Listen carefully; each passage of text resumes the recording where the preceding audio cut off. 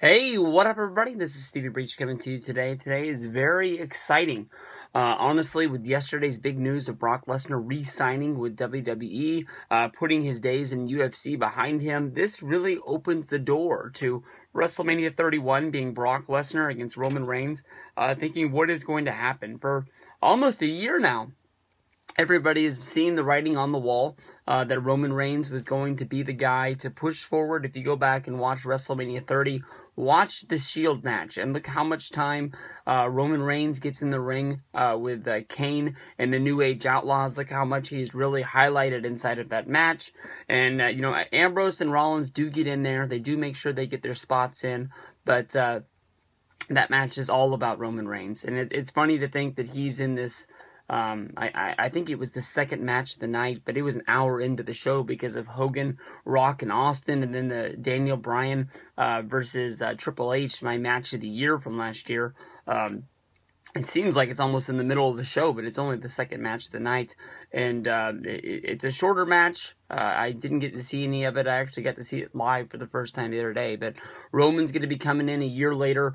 It's only his third year in the WWE. It's his third WrestleMania. Of course, the first is WrestleMania 29, going up against Orton, Big Show, and Sheamus in the I Promise I Won't Turn on You match. Oops, look, Big Show turned again deal. But I don't know. I mean, how do you go to somebody and say, hey, this is what we're going to do with you. We're going to push you strong for well over a year. We're going to have you go to the Royal Rumble. We're going to bring in your family member in The Rock. He's going to put you over huge right there in Philadelphia in the middle of the ring. We're going to give you the shot at WrestleMania 31, and you're going to become our champion, and you're going to become our guy. And all of a sudden after that, you know what? The plans have changed, and we're going to be going in a different direction. I know there's not... That's hard for me to say. There are other places for Roman Reigns to work. It's not like back in the Attitude Era where this guy can throw a fit and he can quit and walk out. Do you think that Roman Reigns is going to go work for Impact Wrestling? Do you think he's going to go work for AAA? Do you think he's going to go work for Lucha Underground? Do you think he's going to go work for New Japan? No. He's a product of the WWE system. They took him as a football player, and they put him into the Performance Center, and I'm sure that he was in developmental longer than that. So he's probably in Deep South or in FCW, however long he's been down there. But WWE has been molding this guy from nothing into making him what he is. Basically, he owes the world to WWE, but you gotta know that those feelings gotta be a little bit hurt. But then again, you're going into the war room on Monday night. You've been trying to sign Brock Lesnar for, I don't know how long the negotiations have really been going that strong, but we've been hearing about these negotiations for well over a month, that Vince was making Brock Lesnar his first priority. He wanted to make sure that he was able to sign and keep Brock Lesnar. You saw the tweet. I know that Vince McMahon isn't grabbing his phone and typing in, the tweet into there and sending it out, but he basically said that Lesnar re-signed with WWE, and then he put the hashtag #WeWin on the end of it. You can tell that a little bit of that was Vince, patting himself on the back. I got the big one. I can see Vince McMahon like an owner of a sports franchise. This happens a lot, and sometimes it works and sometimes it doesn't, but he basically just sees a guy, and sometimes it might not even be a star player. It might just be a role player that another team wants, but that he is that missing piece of your team, that might just that you can just plug into your team, and he might not be your leading scorer, your leading rebounder. He might not hit the most home runs, but he's just going to be that guy in the locker room that, puts the pieces together, and you overpay for that guy. And know in the end, if you're right and you win the championship, who's really going to remember the extra money that you had to pay this guy? And that's basically what I'm thinking when the story comes out. More than likely, Vince McMahon probably had to overpay for Brock Lesnar, had to make him promises out the wazoo. We know that, Brock's not going to be working a full-time schedule. It's going to be another part-time deal. Hopefully, they at least worked it in where he's going to be making at least 4 pay-per-views a year. That's the best in my mind. For a few years, it was Extreme Rules, it was SummerSlam, and WrestleMania. Last year he worked the Rumble. This year he worked the Rumble. We're going to have to see where this goes from here.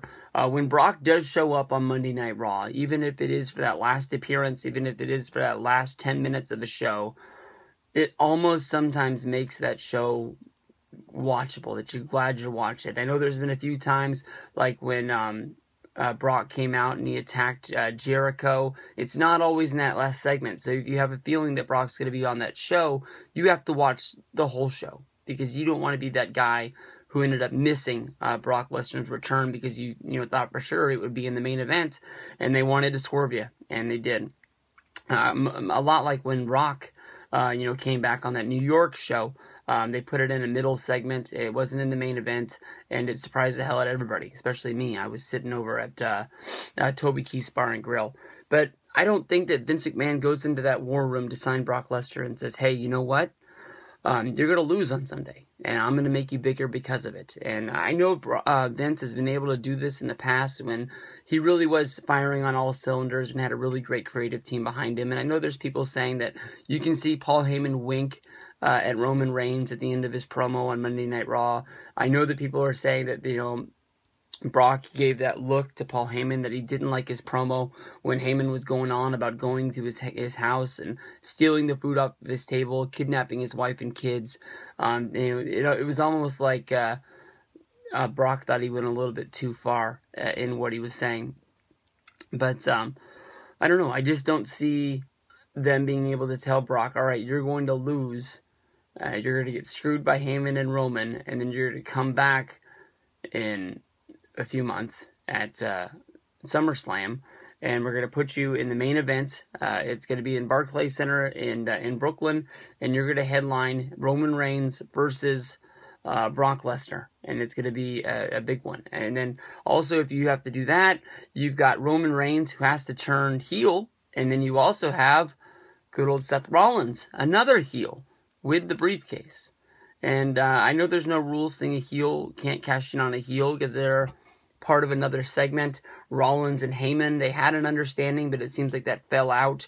It was something that they didn't really pursue, and then they just went out with the all-out triple threat where all three of the contestants hated each other, or there were no alliances between Heyman and Rollins anymore. So I guess Rollins and Reigns would still be enemies with the past going back to the Shield, but I don't know. I was thinking that I was going to go to WrestleMania 31, sit down in my seat for the main event, and just watch Roman win the championship, see how they were going to be able to do it, how are they going to make this guy look strong, and be able to say, hey, I was there when Roman Reigns won the championship 10 years from now, hopefully, when he's the Hulk Hogan / John Cena of the company. I was there. There's so many people that would like to say they were at WrestleMania 21. I'm one. That was an awesome show down there in LA. You got to see, Batista take over the World Heavyweight Championship. You got to see John Cena win the WWE Championship. Kurt Angle going up against Shawn Michaels, one of the best wrestling matches of all time. It used to be my number one. But slowly but surely, I find myself not watching that match anymore, and now it's more Undertaker versus Triple H from WrestleMania 17 is slowly becoming my new favorite match now. But, I think that was one thing I thought I was going to be able to say, but now all the rules are thrown out the book, the book's thrown out the window. See you later. Anything can happen, WrestleMania 31. That's what's exciting about it. We're going to have a ton of fun, and we'll be hitting that road in a little bit. I got to go to the gym, upload this video, come on back, shower and shave, and I'll be on that road to WrestleMania 31.